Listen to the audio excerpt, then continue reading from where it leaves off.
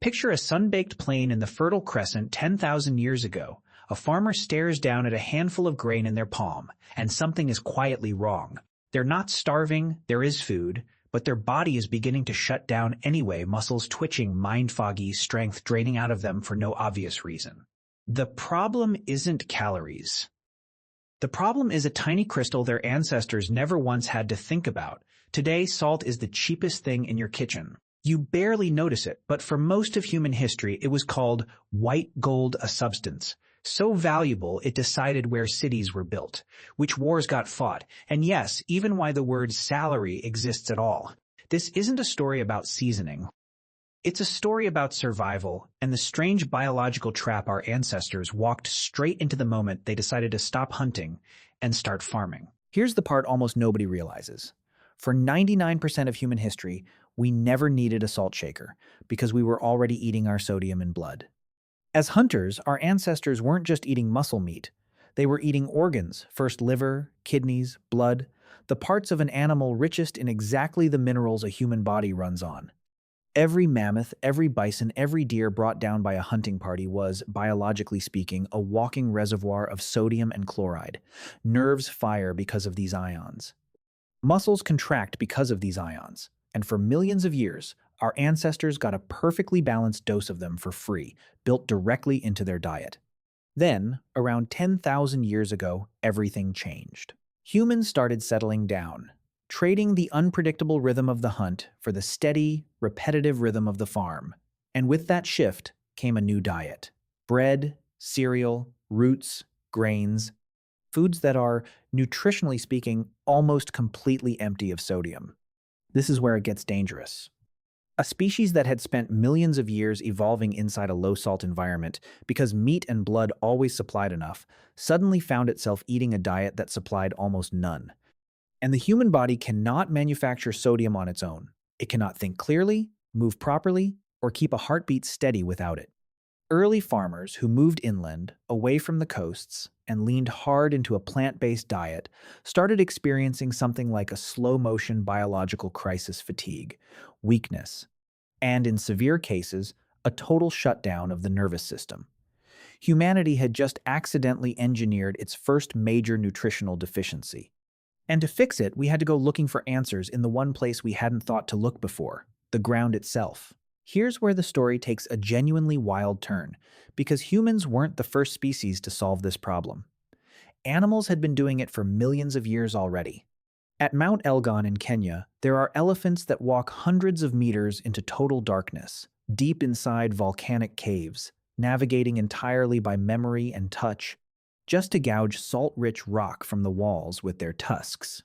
Across the natural world, animals have instinctively carved trails towards salt licks and mineral springs for as long as they've needed sodium to survive. Our ancestors, desperate and paying close attention, noticed those trails. They followed the same paths animals had worn into the landscape and discovered that wherever herds gathered to lick the earth, there was something buried in the soil worth digging for. For a while, salt wasn't manufactured. It was simply found by watching who else needed it and where they went to get it. By around 6000 BCE, humans stopped just finding salt and started making it.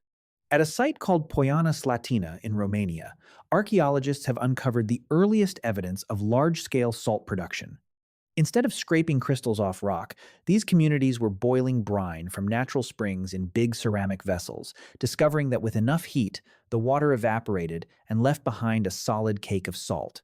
That process left behind something archaeologists now call briquettage, enormous mounds of broken, discarded pottery, smashed open so people could reach the concentrated salt trapped inside. These heaps aren't trash piles, they're monuments, physical proof of the very first time humans figured out how to concentrate a mineral their bodies desperately needed. The technique spread across Europe and into China, and small family efforts grew into full workshops, with entire households pooling labor to produce far more salt than any of them could personally eat. Why produce that much surplus? Because salt turned out to be something almost like a battery for food itself. Before refrigeration, communities had two real options for surviving winter: dry their meat or salt it. Salting won easily. Packing meat or fish in salt pulls the moisture out that bacteria need to grow, effectively freezing decay in place without any ice at all. Suddenly, a good hunting season or a strong harvest didn't have to be eaten immediately or lost to spoilage. It could be stored, stretched across the cold months, and used to keep entire communities alive until spring. That single shift, the ability to preserve surplus food, helped fuel population growth and gave early settlements the nutritional security they needed to grow into something bigger, the first true cities. Once salt could preserve food, it stopped being just a mineral. It became power. Whoever controlled the salt controlled who ate and who didn't.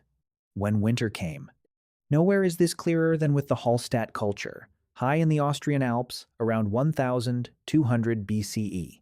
These weren't people simply boiling brine anymore. They were digging directly into the mountainside, building genuine mine shafts with timber supports and elaborate wooden staircases, some of the oldest ever discovered, just to extract solid rock salt from deep underground. The salt itself was so concentrated that it stopped microbial decay almost entirely, which is why archaeologists have pulled leather shoes, wooden tools, and miners' backpacks out of those mines still intact after thousands of years. The chiefs who controlled these mines became extraordinarily wealthy, trading salt across the continent for goods from as far away as the Mediterranean. They weren't powerful because they owned rich farmland. They were powerful because they controlled the infrastructure of preservation itself. Salt became so essential to survival that it evolved into something close to universal money. In ancient China, salt taxes were significant enough to fund entire dynasties. In parts of Africa, slabs of salt were traded for gold, pound for pound. And the Roman Empire paid its soldiers a salt allowance, known as a salarium, because keeping troops healthy and their food preserved was considered every bit as important as paying them in coin. That word didn't disappear. Every time you say salary today, you're using a linguistic fossil from an era when people were quite literally paid in rock, because that rock was one of the few things standing between them and death. Salt was so valuable that it physically shaped the map. Rome built an entire road, the Via Salaria, the Salt Road, purely to move the mineral from coastal salt pans into the capital. And roads like that didn't just carry salt. They carried ideas, languages, and even entire religions, spreading along the same routes travelers used while waiting out the seasons to transport their heavy, moisture-hungry cargo. Here's the twist ending to this whole story. The transition from blood-based salt to mined mineral salt left modern humans with what scientists call a genuine evolutionary mismatch. Our bodies spent millions of years evolving salt-conserving genes built for a world where sodium was scarce and precious. We are, quite literally, wired to crave it and hold on to every bit we get. But today, salt isn't scarce at all. It's hidden in nearly everything we eat, from bread to sauces to prepackaged meals.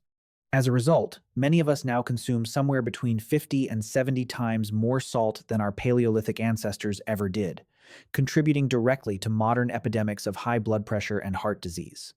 We traded the desperation of the hunt for the convenience of a shaker sitting on the table, but our biology never got the memo that the crisis was over. Closing. The next time you casually reach for the salt shaker, remember what you're actually holding, not a seasoning. A chain of human resourcefulness that stretches back roughly 8,000 years from following elephants into pitch-black caves, to boiling brine in clay pots, to carving mine shafts into mountains, to building the very roads that carried civilization itself. We are still, at our core, the same creatures who once tracked animal trails through the dark, driven by an ancient hunger for a mineral that quietly built and broke empires. We just don't have to search for it anymore. If you want more of the hidden biological history still shaping how you eat, how your body runs, and why you crave the things you crave, hit subscribe and turn on notifications. We're uncovering the survival secrets buried in our ancestors' story every week, and you won't want to miss the next one. Thanks for watching.